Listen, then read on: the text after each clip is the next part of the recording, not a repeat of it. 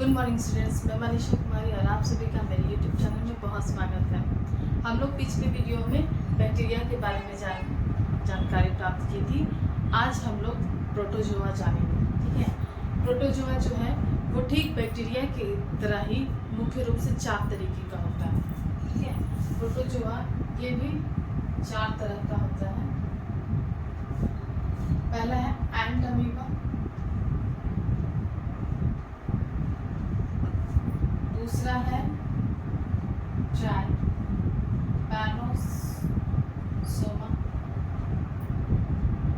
तीसरा है पायरामीशियम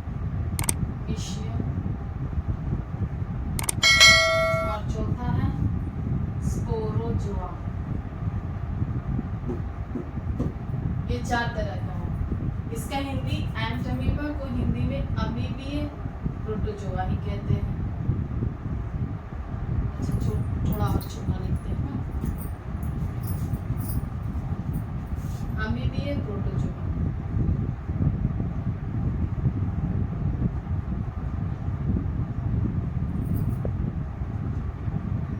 उसके बाद ट्राइपैनोसोमा, इसको कशाभी प्रोटोजोआ।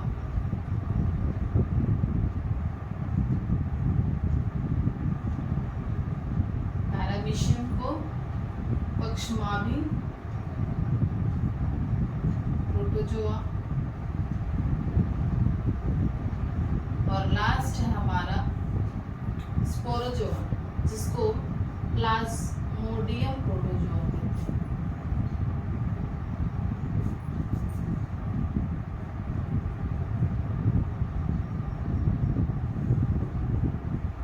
ठीक है, ये 4 तरीके का है। एंट अमीबा जिसको अमीबीय प्रोटोजोआ, ट्राइपैनोसोमा जिसको कशाभी प्रोटोजोआ, फिर पैरामीशियम जिसको पक्षमाभी प्रोटोजोआ कहते हैं, स्पोरोजोआ जिसको प्लाज्मोडियम प्रोटोजोआ कहते हैं।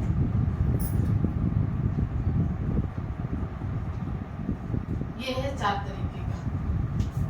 ये अमीबा जो है ये कुछ इस तरीके का होता है।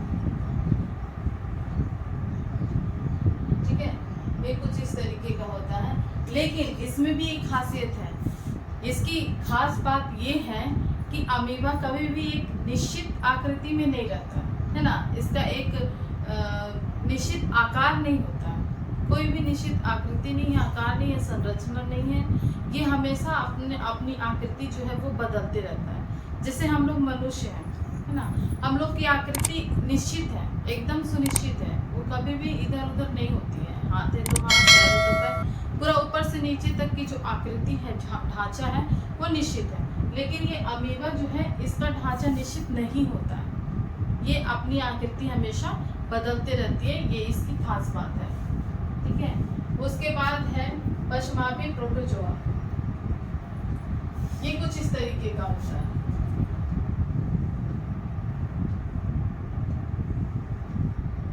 ठीक है, इधर थोड़ा सा पूंछ जैसा रहता है।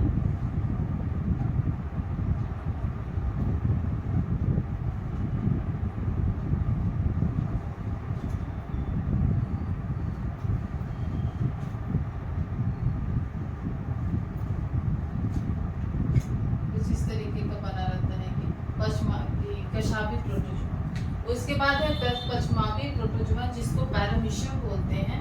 ये ऐसा रहता है।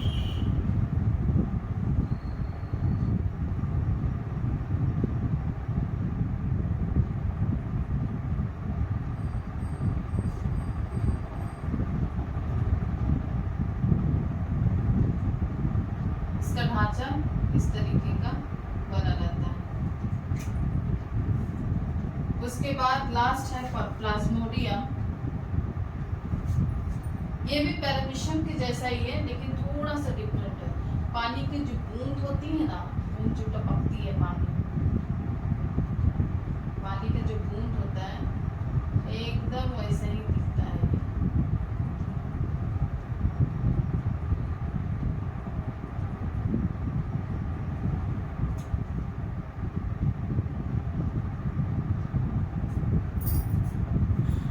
ये है हमारा प्रोटोजोआ का पार्ट्स, और वो प्रोटोजोआ इस तरीके का होता है। ये तीनों तो ठीक है, लेकिन अमीबा की आकृति हमेशा बदलते रहती है। उसके बाद है कि अब हम लोग ये जान लिए, अभी हम लोग जानते हैं कि कौन सा प्रोटोजोआ जो है वो हमारा फ्रेंड है और हमारा एनिमी है।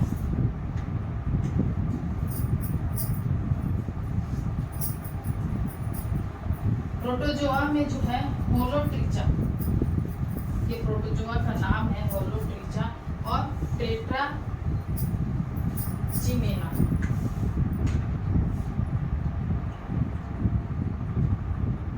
होलोट्रिचा और टेट्राचिमेना, ये है प्रोटोजोआ।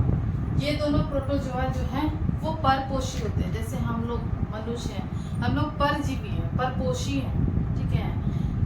पेड़ पौधे हमारे स्वपोषी है, खुद से भोजन बनाते हैं, लेकिन हम लोग खुद से भोजन नहीं बनाते। ठीक वैसे ही प्रोटोजोआ जो है वो भी किसी और पे निर्भर है अपने भोजन के लिए।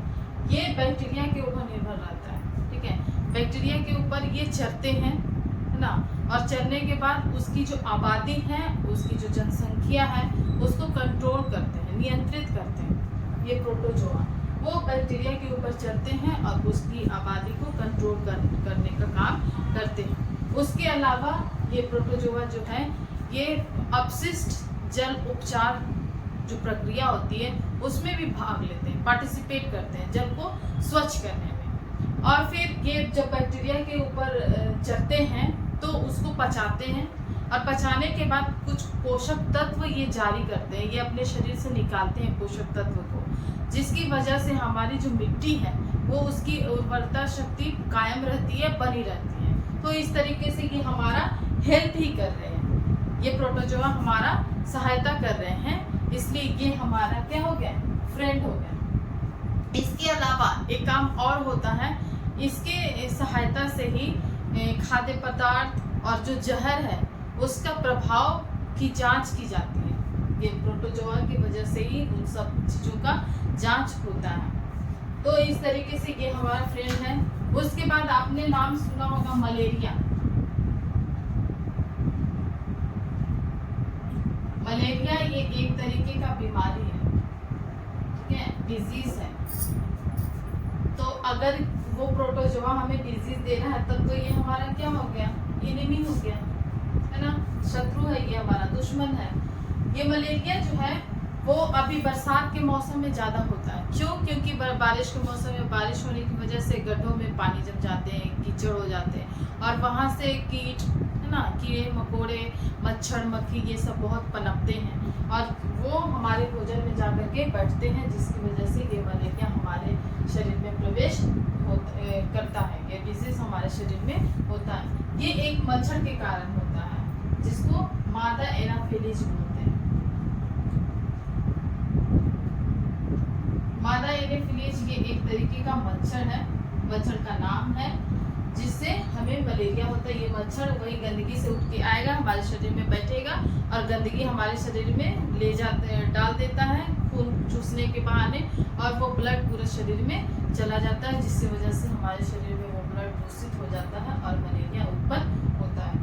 और ये है प्रोटोजोआ प्लाज्मोडियम। ये प्लाज्मोडियम वर्ग का प्रोटोजोआ है, जिसकी वजह से मलेरिया हमारे शरीर में उत्पन्न हो रहा है। हमने पढ़ा ना 4 तरीके का, जिसमें लास्ट में हमने प्लाज्मोडियम पढ़ा था, तो वो एक वर्ग है, उसी वर्ग में ये मादा एनाफिलीज मच्छर आता है और हमें मलेरिया दे करके जाता है।